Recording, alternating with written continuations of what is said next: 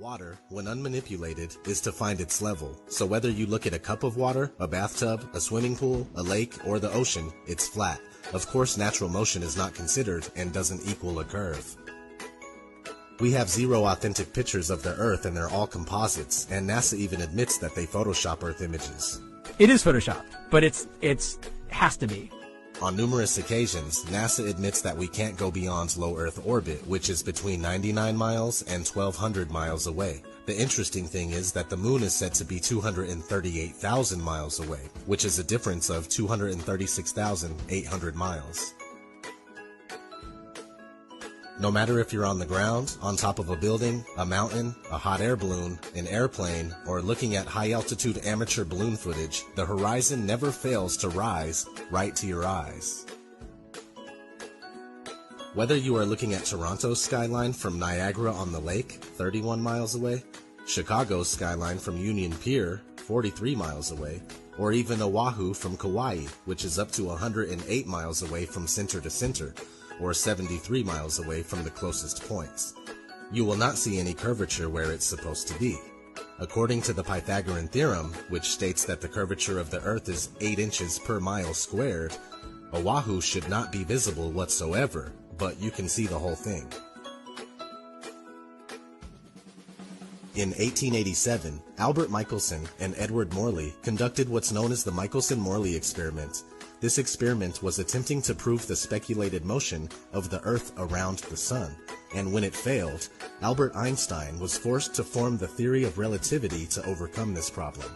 In fact, anytime mainstream science is faced with undesirable results, they create a workaround, which isn't real science at all.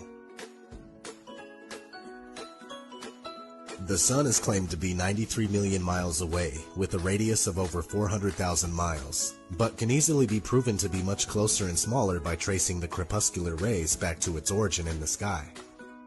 If the Sun were indeed 93 million miles away, it would simply be impossible to have angled sun rays, as they should all consistently come in straight. According to the globular theory, a lunar eclipse occurs when the Sun, Earth, and Moon are in a direct line. But it is on record that since about the 15th century, over 50 eclipses have occurred while both the Sun and Moon are visible above the horizon. F. H. Cook, The Terrestrial Plane. It's a common misconception that the shadow of the Earth causes moon phases. Even the pastors and priests of the science religion readily admit this fact. The interesting thing about moon phases is that they are always the exact same 8 phases repeated. But if we were circling around the Sun, these 8 phases would inevitably be reversed from the summer to winter seasons. I completely understand that the idea of a flattened stationary Earth seems ridiculous in many ways, but that's only because we are taught the false globe model from the very first time that we enter a school classroom. Not to mention the first time we are introduced to the concept of a flat Earth, it's depicted as a highly laughable world where ships, boats, and water would run off of the edge. So I do get it, but it's all part of the deception. I've spent 30 years of my life believing that we were on a spinning globe. It wasn't until I unbiasedly and scientifically investigated the flat Earth claims that I started to realize that there is more to this theory than I originally gave it credit for. Now, after almost 2 years of research, I'm certain that the Earth is flat. We are told that the Earth spins at 1,040 miles per hour, while the Earth travels around the Sun at 66,000 miles per hour. Meanwhile, the whole solar system is going inside the Milky Way galaxy at a speed of 490,000 miles per hour.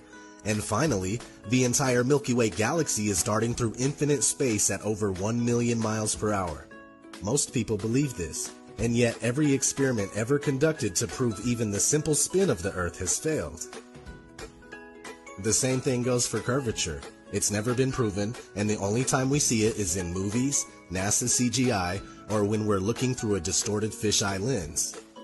With all that said, please continue to research critically and don't be afraid to ask reasonable questions and speak out.